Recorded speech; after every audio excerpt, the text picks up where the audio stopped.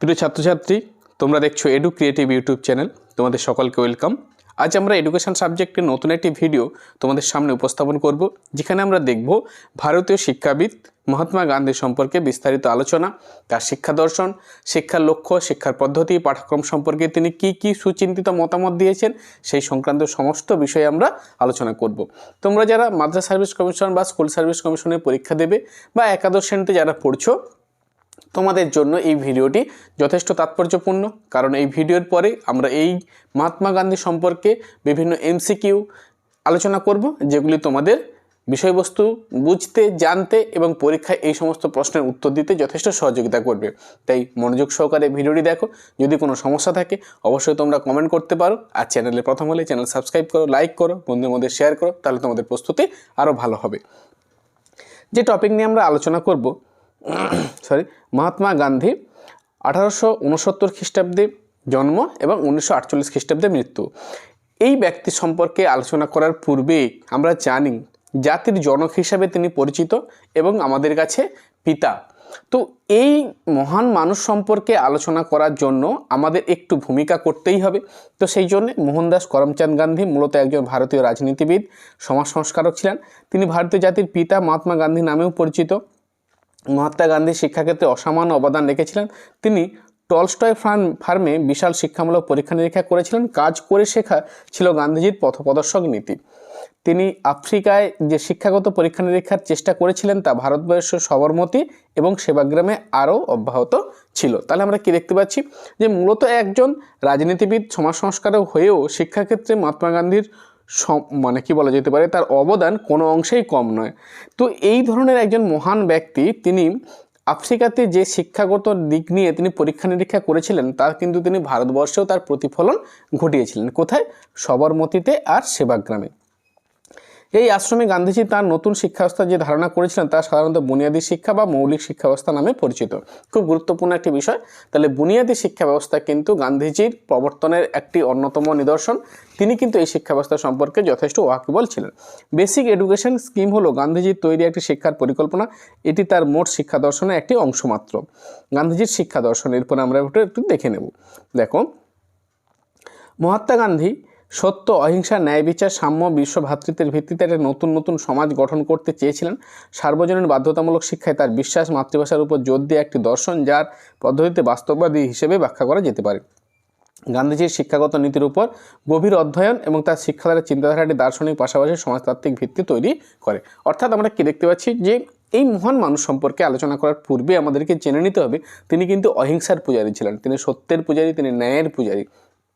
অর্থাৎ সত্য, অহিংসা, ন্যায়, সাম্য, বিশ্ব ভ্রাতৃত্ববোধ, এই বিষয়টি কিন্তু গান্ধীজির তার শিক্ষা দর্শনের ক্ষেত্রে এক প্রকার ভিত আমরা বলতে পারি, যার উপর ভিত্তি করে তিনি কিন্তু বর্তমান শিক্ষা ব্যবস্থা গড়ে তোলার চেষ্টা করেছিলেন। শিক্ষার সংজ্ঞাও গান্ধীজি মহান চিন্তাবিদ এবং শিক্ষাকে সামাজিক উন্নয়ন এবং সামাজিক পুনর্গঠনের জন্য একটি শক্তিশালী শক্তি হিসেবে বিবেচনা করেছিলেন। মহাত্মা গান্ধীর মতে শিক্ষা এমন একটি ক্রিয়াকলাপ যা শুধুমাত্র সমাজ অগ্রগতির জন্য নয়, নৈতিক, রাজনৈতিক, অর্থনৈতিক উন্নয়নের জন্য প্রয়োজনীয়। গান্ধীজির মতে প্রকৃত শিক্ষা হলো শিশু মানুষের শরীর, মন ও আত্মার মধ্যে সর্বোত্তম একটি সর্বাঙ্গীন চিত্র। অর্থাৎ এক কথায় যদি আমরা বলি, শিক্ষার সংজ্ঞা প্রসঙ্গে গান্ধীজির যে মতামত সেটি কিন্তু যথেষ্ট বাস্তবোপযোগী এবং আধুনিক শিক্ষার ক্ষেত্রে একটি প্রাসঙ্গিক বিষয়।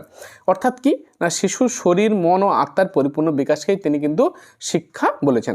অর্থাৎ কি, আজকের দিনে দাঁড়িয়ে আমরা শিক্ষার উদ্দেশ্য সম্পর্কে যে অলরাউন্ড ডেভেলপমেন্ট বা শিক্ষার্থীর সার্বিক বিকাশের কথা বলি, তা কিন্তু গান্ধীজির এই ধারণার সঙ্গে হুবহু মিল খাচ্ছে। এরপরে আমরা গান্ধীজি শিক্ষার লক্ষ্য সম্পর্কে কি বলেছেন সেটা আমরা একটু দেখে নেব। একজন আদর্শবাদী ও বাস্তববাদী হওয়ার কারণে গান্ধীজির শিক্ষা চূড়ান্ত লক্ষ্য এবং তাৎক্ষণিক লক্ষ্যের কথা বলেছিলেন। চূড়ান্ত লক্ষ্য হিসেবে তিনি যে বিষয়ের উপর গুরুত্ব দিয়েছেন তা হলো আত্মোপলব্ধি, আধ্যাত্মবাদ এবং ঈশ্বরের সাথে একাত্ম শিক্ষা চূড়ান্ত লক্ষ্য। তিনি ধর্মীয় শিক্ষার উপর খুব জোর দেন। আর শিক্ষার তাৎক্ষণিক লক্ষ্য যেটা দেখতে পাচ্ছি আমরা, শিক্ষার তাৎক্ষণিক লক্ষ্যে গান্ধীজি অন্তর্ভুক্ত ছিল উপযোগীবাদী লক্ষ্য, সাংস্কৃতিক লক্ষ্য, ব্যক্তিত্বের সুসংগত বিকাশ, সম্পূর্ণ জীবনযাপনের প্রস্তুতি, চরিত্র গঠন, সুনাগরিকত্বের প্রশিক্ষণ। তাহলে এখানে আমরা কি দেখতে পেলাম যে গান্ধীজি শিক্ষার লক্ষ্যকে দুটো অংশে ভাগ করেছেন। একটা তার চূড়ান্ত লক্ষ্য, অপরটি তাৎক্ষণিক লক্ষ্য।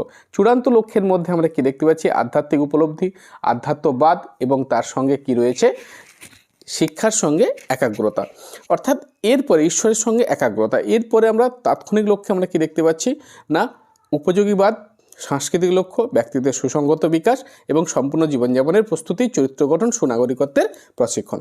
এরপরে আমরা শিক্ষা দর্শনের গান্ধীজির যে প্রধান বিষয়গুলি সেটা আমরা একটু দেখে নেব। দেখো, বিনামূল্যে এবং বাধ্যতামূলক প্রাথমিক শিক্ষা দেওয়ার কথা তিনি বলেছেন। শিক্ষা হবে নৈপুণ্য বা কর্মকেন্দ্রিক, অর্থাৎ কোনো শিক্ষা ব্যবস্থাকে ঠিকঠাকভাবে পরিচালনা করার জন্য কোনো শিল্পকে বা কোনো কাজকে সামনে রেখে শিক্ষা ব্যবস্থা পরিচালিত হবে। শিক্ষা হবে স্বাবলম্বী এবং আত্মনির্ভরশীল কৌশল অর্জন, অর্থাৎ শিক্ষা স্বাবলম্বী, অর্থাৎ শিক্ষা অর্জনের পর ব্যক্তি কী হবে, স্বাবলম্বী হবে এবং আত্মনির্ভরশীল হবে। মাতৃভাষার মাধ্যমে শিক্ষা দিতে হবে, অর্থাৎ শিক্ষা দেওয়ার যে মাধ্যম সেটি হবে মাতৃভাষা। শিক্ষা হবে বাস্তবধর্মী, অর্থাৎ শিক্ষা সবসময় বাস্তবের ভূমিতে দাঁড়িয়ে তার শিক্ষার ভিত্তি রচনা করা হবে, তাহলেই কিন্তু মানুষ প্রকৃতপক্ষে স্বাবলম্বী এবং আত্মনির্ভরশীল হতে পারবে। এরপরে আমরা পরের অংশ দেখে নেব। দেখো, শিক্ষার পাঠ্যক্রম সম্পর্কে গান্ধীজি কী বলেছেন সেটা আমরা এবার একটু দেখব। পাঠ্যক্রম সম্পর্কে শিশুর পরিবেশের সাথে সম্পর্কিত হবে।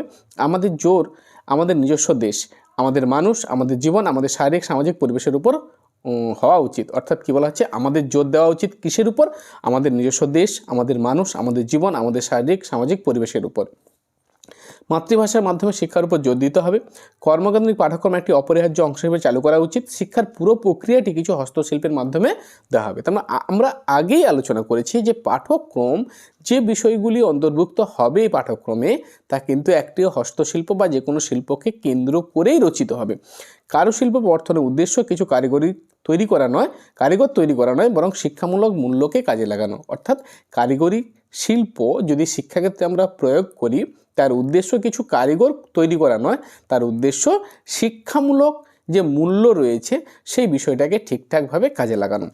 এই উদ্দেশ্যে তিনি পাঠ্যক্রমের নিম্নলিখিত বিষয়গুলি অন্তর্ভুক্ত করতে বলেছেন। কী কী বিষয় দেখে নাও। মূল হস্তশিল্প, তার মধ্যে কী কী থাকবে, সুতো কাটা, তাঁতবোনা, কৃষিকাজ, কাঠের কাজ, ধাতুর কাজ ইত্যাদি, আরও অন্যান্য। অর্থাৎ যে অঞ্চলে যে বিষয়টি সুবিধা হবে সেই অনুসারে পাঠ্যক্রম তৈরি হবে। আর কি, মাতৃভাষা রয়েছে, গণিত রয়েছে, সমাজবিদ্যা, গৃহস্থবিজ্ঞান, সাধারণ বিজ্ঞান, ছবি আঁকা, সঙ্গীত। তাহলে এতগুলো বিষয় কিন্তু তিনি পাঠ্যক্রমে অন্তর্ভুক্ত করার কথা বলেছেন, যে কোনো একটা শিল্পকে সামনে রেখে। এরপরে আমরা শিক্ষাদানের পদ্ধতি সম্পর্কে গান্ধীজি কী মন্তব্য দিয়েছেন সেটা আমরা একটু দেখে নেব। দেখো, শিক্ষাদানের পদ্ধতি। গান্ধীজি প্রচলিত পুস্তক কেন্দ্রিক শিক্ষণ পদ্ধতির কঠোর সমালোচনা করেছেন। গান্ধীজি পরামর্শ দিয়েছিলেন যে কিছু উৎপাদনশীল কাজের মাধ্যমে শিক্ষা দেওয়া উচিত, কিছু কারুশিল্পের মাধ্যমে সব বিষয় পড়াতে হবে। অর্থাৎ কি, উৎপাদনশীল কাজ তার মাধ্যমে শিক্ষাদানের ব্যবস্থার কথা তিনি বলেছেন। আর কি বলেছেন, তিনি শিক্ষাদানের ক্ষেত্রে শিক্ষার মাধ্যমে শেখা ক্রিয়াকলাপ পদ্ধতির উপর তিনি কিন্তু জোর দিয়েছেন। অর্থাৎ কি না, শিক্ষার মাধ্যমে শিখতে হবে। যে কোনো বিষয়কে আমরা যদি দেখি যে তাকে ঠিকঠাকভাবে পদ্ধতিগত দিক থেকে, ক্রিয়াগত দিক থেকে তাকে কি করতে হবে, সাজাতে হবে এবং সেই শিল্পের ভিত্তিতে সমস্ত ধরনের শিক্ষা আদান প্রদান হবে। তিনি মূলত কি বলা হয়েছে, শিক্ষা প্রক্রিয়া মূলত কার্যকলাপ কেন্দ্রিক, অর্থাৎ কাজের মাধ্যমে শেখা আর নৈপুণ্য ভিত্তিক, মানে শিল্পকে সামনে রেখে শেখা। আর কি বলেছেন গান্ধীজি পারস্পরিক সম্পর্কের পদ্ধতির পক্ষে কথা বলেছেন। স্কুলের বিভিন্ন বিষয়ে শিক্ষা হওয়া উচিত পারস্পরিক সম্পর্কযুক্ত জ্ঞানের আকারে। আচ্ছা, অর্থাৎ তিনি আধুনিক অনুবন্ধ প্রণালীতে শিক্ষাদানের কথা বলেছিলেন। এই বিষয়টা তোমরা একটু মাথার মধ্যে রাখবে। অনুবন্ধ প্রণালী আমরা কি, অর্থাৎ একটার সঙ্গে আর একটা বিষয়ে লিঙ্ক করে অপর বিষয়কে উপস্থাপন করা, এটাকে বলা হয় অনুবন্ধ প্রণালী। এই বিষয়টা তোমরা অবশ্যই মনের মধ্যে রাখবে, কারণ এই বিষয় থেকে এমসিকিউ প্রশ্ন হবেই হবে। এরপরে আমরা কি দেখতে পাচ্ছি, গান্ধীজি শৃঙ্খলা সম্পর্কে গান্ধীজির কি মতামত সেটা আমরা একটু দেখে নেব। গান্ধীজি আত্মসংযমের উপর গুরুত্ব আরোপ করেছেন। আত্মসংযম যাতে স্বতঃস্ফূর্ত না হয়, তিনি অনুকূল পরিবেশ সৃষ্টির ওপর জোর দিয়েছেন। অর্থাৎ কি, আত্মসংযম, অর্থাৎ নিজেকে সংযমী করে শিক্ষাদানের জন্য, শিক্ষা গ্রহণের জন্য উপযোগী করে তুলতে হবে। আর কি বলেছেন, তার মধ্যে আবেগ, কল্পনা, ইচ্ছাকে যদি সংযত করা না যায় তাহলে কোনো কিছু গঠনমূলক কাজ করা সম্ভব নয়। অবশ্য তিনি ওপর থেকে শৃঙ্খলা দেওয়ার সমর্থক ছিলেন না, অর্থাৎ তিনি মুক্ত শৃঙ্খলায় বিশ্বাসী। তাহলে এক কথায় যদি আমরা বিষয়টাকে বোঝার চেষ্টা করি, গান্ধীজি কিন্তু স্বতঃস্ফূর্ত শৃঙ্খলা বা মুক্ত শৃঙ্খলার বিশ্বাসী ছিলেন। এরপরে আমরা একটা গুরুত্বপূর্ণ বিষয় সম্পর্কে আলোচনা করব, গান্ধীজির বুনিয়াদী শিক্ষা ব্যবস্থা সম্পর্কে। দেখো, বলছে মৌলিক শিক্ষা বা বুনিয়াদী শিক্ষা হলো ভারতে বিদ্যমান শিক্ষা ব্যবস্থার পুনর্গঠনের লক্ষ্যে মহাত্মা গান্ধী কর্তৃক প্রস্তাবিত শিক্ষার পরিকল্পনা। তাহলে একটি নতুন ধরনের শিক্ষা ব্যবস্থা, ভারতবর্ষে যে বিদ্যমান শিক্ষা ব্যবস্থা সেটাকে পুনরায় সাজানো হচ্ছে, রিকনস্ট্রাক্ট করা হচ্ছে, তার জন্য একটা নতুন শিক্ষার পরিকল্পনা। 1937 সালে হরিজন পত্রিকায় বুনিয়াদী শিক্ষা নামে তিনি তার অভিমত বা মতামত প্রকাশ করেন। এই মতামতকে রূপদান করার জন্য ওই সালেই ডক্টর জাকির হোসেনের তত্ত্বাবধানে একটি তিনি কমিটি তৈরি করেন। এই কমিটির কাজ কী ছিল সেটা আমরা একটু দেখব। কমিটি তৈরি করা হয় এবং 1937 সালে অক্টোবর মাসে মহাত্মা গান্ধীর সভানেতৃত্বে ওয়ার্ধায় সর্বভারতীয়, তাহলে কোথায় হয়েছিল? ওয়ার্ধায়। কী হয়েছিল? শিক্ষা সম্মেলন।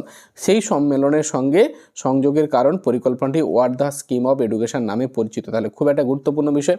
তাহলে ওয়ার্ধা স্কিম অফ এডুকেশন নামে আমরা কোন বিষয়টাকে দেখছি? যে গান্ধীজির বুনিয়াদী শিক্ষা ব্যবস্থা, যে প্রাথমিক যে সমস্ত খসড়া তৈরি করেছিল জাকির হোসেন কমিটি, সেটি ওয়ার্ধাতে শিক্ষা সম্মেলনে উপস্থাপিত হয়। সেই জন্য এই পরিকল্পনাকে বলা হয় ওয়ার্ধা স্কিম অফ এডুকেশন। পরবর্তীকালে গান্ধীজি নৈতালিম শিক্ষা পদ্ধতির উপস্থাপন করেন। এই শিক্ষা পদ্ধতি, যে পদ্ধতি, তাকে বলা হয় নৈতালিম শিক্ষা পদ্ধতি।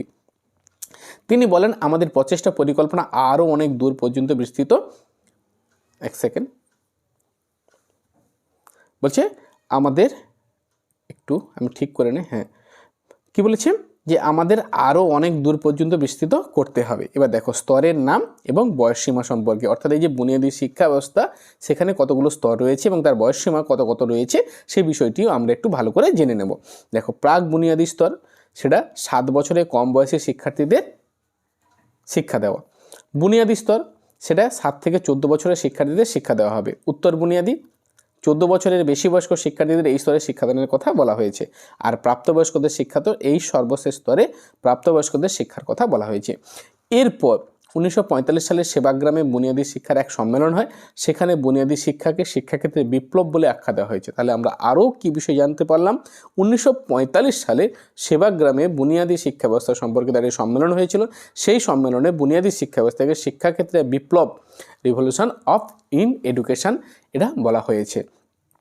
এরপরে আমরা দেখে নাও, বলছে গান্ধীজির প্রাথমিক শিক্ষা ছিল সত্যিই কি একটি মৌলিক শিক্ষা ধারণা? কারণটা কি? কারণ কি বিষয়গুলো দেখো।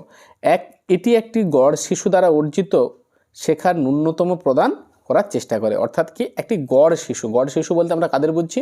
যারা স্বাভাবিক বুদ্ধিসম্পন্ন শিশুদের থেকে কম আইকিউ সম্পন্ন শিশু, তাদের ক্ষেত্রে এই ধরনের শিক্ষা যথেষ্ট কার্যকরী। কারণ তারা একাডেমিক বিষয়ে অতটা তাৎপর্যপূর্ণ সাফল্য না পেলেও এই ধরনের দক্ষতামূলক কাজে তাদের কিন্তু সাফল্য আসতেই পারে। 2, এটি মানুষের জীবনের মৌলিক চাহিদার সঙ্গে সরাসরি সম্পর্কযুক্ত। মানুষের যে জীবন, মৌলিক চাহিদা, খাদ্য, বস্ত্র, বাসস্থান, এই যে ব্যাপারটা এর সঙ্গে সরাসরি সম্পর্কযুক্ত। এটি মূলত শিশুর মৌলিক চাহিদার সঙ্গে সম্পর্কযুক্ত এবং এটি শিশুর নেটিভ সম্ভাবনাকে ব্যবহার করে। অর্থাৎ কি? নেগেটিভ হবে, এই বিষয়টা তোমরা একটু দেখে নাও। নেগেটিভ সম্ভাবনাকে ব্যবহার করে, অর্থাৎ একটা শিশুর মধ্যে সবসময় নেতিবাচক কাজ করে। এই যে নেগেটিভ মনোভাবটা তার মধ্যে কাজ করছে, তখন সে কিন্তু, অর্থাৎ হীনমন্যতা, সে কিন্তু অন্য শিশুর তুলনায় শিক্ষাক্ষেত্রে পিছিয়ে পড়ে। সেই দিকে কিন্তু এটি যথেষ্ট দৃষ্টিপাত করছে। আর কি? এটি সম্প্রদায়ের মৌলিক পেশাগুলির সাথে ঘনিষ্ঠভাবে সম্পর্কিত। অর্থাৎ একটি সম্প্রদায়, সেই অঞ্চলে যে শিল্প, যে কাজটা সম্পর্কিত রয়েছে মানুষের জীবনযাত্রার সঙ্গে, সেই সম্পর্কিত বিষয়গুলি কিন্তু যথেষ্ট তাৎপর্যপূর্ণ রয়েছে। আর কি? বুনিয়াদী শিক্ষা পরিকল্পনার প্রয়োজনীয় যে বৈশিষ্ট্যগুলো, বলছে এই স্কিমটি 6 থেকে 14 বছর বয়সী সকল শিশুদের বিনামূল্যে এবং বাধ্যতামূলকভাবে শিক্ষার ডিজাইন করা হয়েছে। আর কি? কিছু উদ্দেশ্যমূলক এবং উৎপাদনশীল কাজের উপর শিক্ষা কেন্দ্রের এই প্রকল্প, এটি সহায়ক শিক্ষার একটি পরিকল্পনা। মহাত্মা গান্ধীর মৌলিক শিক্ষা প্রকল্পের লক্ষ্যে নতুন সমবায় শাসন ব্যবস্থা আনা। শিক্ষার এই স্কিমটি শ্রমের প্রতি মর্যাদার গুণাবলী, শৃঙ্খলার একটি প্রখরবোধ, দায়িত্বের একটি মহান বোধ জাগিয়ে তোলে। শিক্ষার এই স্কিমটি সমন্বিত শিক্ষার পক্ষে, যেটাকে আমরা ইনক্লুসিভ এডুকেশন বলছি, তার পক্ষে সমর্থন করে। শিক্ষার মৌলিক পরিকল্পনা শিশুকে তার দেহ, মন, আত্মার বিকাশের সঙ্গে সামগ্রিক বিকাশ করতে চায়। তাহলে এতগুলো বৈশিষ্ট্য আমরা দেখলাম। এবার শিক্ষার গান্ধীবাদী ধারণার পিছনে দর্শন কি কাজ করছে সেটা আমরা একটু দেখে নেব। গান্ধীজি তার জীবন দর্শনের আলোকে শিক্ষার পরিকল্পনা তৈরি করেছিলেন। তার শিক্ষার পরিকল্পনা কিছু মৌলিক ধারণার উপর নির্ভরশীল। এই ধারণাগুলি নিম্নরূপ। কি কি ধারণাগুলো সেটা আমরা আবার একটু দেখে নিচ্ছি। দেখো, 1 বলছে শ্রেণীহীন সমাজের আদর্শ, সবার জন্য স্বাধীনতা, সমতা, শ্রমের মর্যাদা, অহিংস সামাজিক অবস্থা, সামাজিক দায়িত্ববোধের বিকাশ, তাহলে সমস্ত কিছু অর্থাৎ একটি সুস্থ সমাজ গঠনের লক্ষ্যে তার এই চিন্তাভাবনা, তার শিক্ষা পরিকল্পনার পেছনে কাজ করেছিল। বলছে কি, গান্ধীজির শিক্ষাগত চিন্তা ও অনুশীলনের দার্শনিক ভিত্তি বিশ্লেষণ করে এটা ঠিকই বলা যেতে পারে যে গান্ধীবাদী শিক্ষার দর্শন তার ব্যবস্থা স্থাপনায় প্রকৃতিবাদী, তার লক্ষ্য এবং উদ্দেশ্যের ক্ষেত্রে আদর্শবাদী এবং কর্মপদ্ধতি ও কর্মসূচিতে বাস্তববাদী। তাহলে আমরা কি দেখতে পাচ্ছি, গান্ধীজির শিক্ষা দর্শনে তার যে স্থাপনায় তিনি তার দর্শনটাকে যেভাবে উপস্থাপন করেছেন সেদিক থেকে যদি আমরা বিচার করি তাহলে প্রকৃতিবাদী, লক্ষ্য এবং উদ্দেশ্যের ক্ষেত্রে তিনি যে পথ গ্রহণ করেছেন তার বিশ্লেষণ করলে তাকে আমরা বলতে পারি আদর্শবাদী, এবং কর্মপদ্ধতি বা কর্মসূচি তিনি যেভাবে গ্রহণ করেছেন সেই পদ্ধতি বিশ্লেষণ করলে আমরা তাকে বলতে পারি বাস্তববাদী। অর্থাৎ গান্ধীজির জীবন দর্শনের, শিক্ষা দর্শনের ক্ষেত্রে কিন্তু প্রকৃতিবাদ, বাস্তববাদ এবং আদর্শবাদের একটা সংমিশ্রণ লক্ষ্য করা যায়। এরপরে আমরা সবশেষে যে অংশটি দেখব যে বর্তমান সময়ের নিরিখে যদি আমরা দেখি গান্ধীজির এই যে শিক্ষা দর্শন তার প্রাসঙ্গিকতা কি রয়েছে। বলছে গান্ধীজির শিক্ষা দর্শনের সকল তত্ত্বে ব্যবহারিক জীবনে চর্চা করা হয়। গান্ধীজি আমাদের সমাজ ব্যবস্থায় ন্যায়ের কথা বলেছেন, তার শিক্ষা পরিকল্পনা তিনি আমাদের সমাজে সাম্যের মূলনীতির পরিবর্তে ন্যায় নীতির কথা বলেছে। অর্থাৎ সাম্যের যে মূলনীতি অর্থাৎ সবার জন্য সমান, এর পরিবর্তে ন্যায় নীতির কথা বলা হয়েছে। অর্থাৎ যার জন্য যতটা দরকার তাকে সেই বিষয়টার উপর গুরুত্ব দিতে বলেছেন। গান্ধীজি মানব সমাজে শান্তিপূর্ণ জীবনের পক্ষে কথা বলেছেন। তার মধ্যে প্রতিটি শিক্ষার্থীর উচিত মানব নৈতিকতা ধারণাটি যেমন ব্যক্তি এবং সমাজের প্রয়োজনীয় শিক্ষার জন্য, সেইভাবে গান্ধীবাদ দর্শন অনুসারে সমস্ত শিক্ষা প্রতিষ্ঠানকে ছাত্রকে সত্য গ্রহণ করতে হবে এবং তাদের জীবনে অসত্য বর্জন করতে হবে। আর কি বলেছেন, বলছে ভারতের মতো যে কোনো উন্নয়নশীল সমাজ ব্যবস্থায় শিক্ষাকে আর্থসামাজিক সংস্কারের মূল এজেন্ট হিসেবে বিবেচনা করা উচিত। গান্ধীজির শিক্ষা সংক্রান্ত চিন্তাভাবনাকে জীবনের জন্য শিক্ষা, জীবনের মাধ্যমে শিক্ষা এবং সারা জীবন শিক্ষা হিসেবে বর্ণনা করতে বলেছেন। অর্থাৎ কি, জীবনের জন্য শিক্ষা, বেঁচে থাকার জন্য শিক্ষা, জীবনের মাধ্যমে শিক্ষা আর সারা জীবন শিক্ষা। আর কি বলেছে, মহাত্মা গান্ধী তার শিক্ষা দর্শনকে সত্য, প্রেম ও অহিংসার উপর ভিত্তি করে একটা সমাজ গঠনের জন্য ব্যক্তির বিশুদ্ধতা, নিঃস্বার্থ সেবার উপর ভিত্তি করে শিক্ষার্থীদেরকে নতুন আদর্শে অনুপ্রাণিত করার প্রক্রিয়া হিসেবে বর্ণনা করেছিলেন। কত সুন্দর একখানি বিষয়। গান্ধীজি তার এই শিক্ষা তত্ত্বে ধারণাটি প্রতিষ্ঠা করেছিলেন যে জ্ঞান ও কাজকে কখনোই আলাদা করা উচিত নয়। অর্থাৎ জ্ঞান এবং কাজ কখনোই আলাদা হতে পারে না। বর্তমান সমাজ জীবনে এটাই দাবি রাখে। 1937 সালে গান্ধীজি স্কুল শিক্ষার বৃত্তিমূলকীকরণের পক্ষে ছিলেন। আমরা সবাই এই বিষয়টি লক্ষ্য করেছি। জাতীয় শিক্ষানীতি 2020-তে এই সমস্যাটিকে তাৎপর্যপূর্ণ বিষয় হিসেবে গ্রহণ করা হয়েছে। অর্থাৎ কি না, তিনি যে বৃত্তিমুখীকরণের কথা বলেছেন শিক্ষাক্ষেত্রে, সেই ক্ষেত্রে যদি দেখি আজকের দিনে দাঁড়িয়ে 19 এনইপি আমরা 2020 সেখানেও কিন্তু আমরা দেখতে পাচ্ছি যে গান্ধীজির এই বিষয়টিকে যথেষ্ট গুরুত্ব দেওয়া হয়েছে। তো সেদিক থেকে বলতে পারি যে তখনকার দিনে গান্ধীজির চিন্তাভাবনা আজকের দিনেও কতটা প্রাসঙ্গিক এই বিষয়ে আমরা নিঃসন্দেহে বলতে পারি। সবশেষে আমরা উপসংহারে পৌঁছে গিয়েছি। বলছি গান্ধীবাদী শিক্ষার দর্শন একই সাথে ঐতিহ্য এবং আধুনিক ভারতীয় সংস্কৃতি ঐতিহ্যের মধ্যে নিতে থাকার কারণে গান্ধীবাদী শিক্ষামূলক দর্শনের ধারণাটি আমাদের দেশের নৈতিক এবং নীতিগত পদ্ধতিগুলিকে তুলে ধরে। গান্ধীজি তার শিক্ষা পরিকল্পনার প্রক্রিয়ায় বর্তমান এবং আগত সমাজ জীবনের সমস্ত চাহিদার অন্তর্ভুক্ত করেছিলেন। এই সমস্ত বিষয়গুলির কারণে গান্ধীবাদী শিক্ষা দর্শন বর্তমান সামাজিক এবং জাতীয় জীবনে তার প্রাসঙ্গিকতা রয়েছে। অর্থাৎ বর্তমান সময়ে নিরিখে যদি আমরা বিচার করি গান্ধীবাদী শিক্ষা দর্শনের প্রভাব আজকের দিনেও কিন্তু কোনো অংশে কম নয়। তো সেদিক থেকে গান্ধীবাদী শিক্ষা দর্শন বর্তমান সমাজ ব্যবস্থাকে যদি আমরা ঠিকঠাকভাবে গড়ে তুলতে পারি তাহলে এই দর্শনের কিন্তু অনেক ভালো দিক আমরা সমাজ ব্যবস্থাতে পাবো এবং ছাত্রছাত্রী, শিক্ষা সমাজ, শিক্ষানুরাগী যে সমস্ত ব্যক্তিবর্গ, সর্বোপরি সমস্ত দেশ এর থেকে উপকৃত হবে। আশা করি ভিডিওটি তোমাদের কাছে সহজ সরলভাবে উপস্থাপন করার চেষ্টা করলাম। মনোযোগ সহকারে ভিডিওটি দেখো। যদি কোনো সমস্যা থাকে, যদি কোনো সমস্যার ক্ষেত্রে তোমাদের কিছু বুঝতে অসুবিধা হয় তোমরা অবশ্যই কমেন্ট করতে পারো, আমি তার যথাযথ উত্তর দেওয়ার চেষ্টা করব। ভালো থেকো, খুব ভালো করে পড়তে থাকো।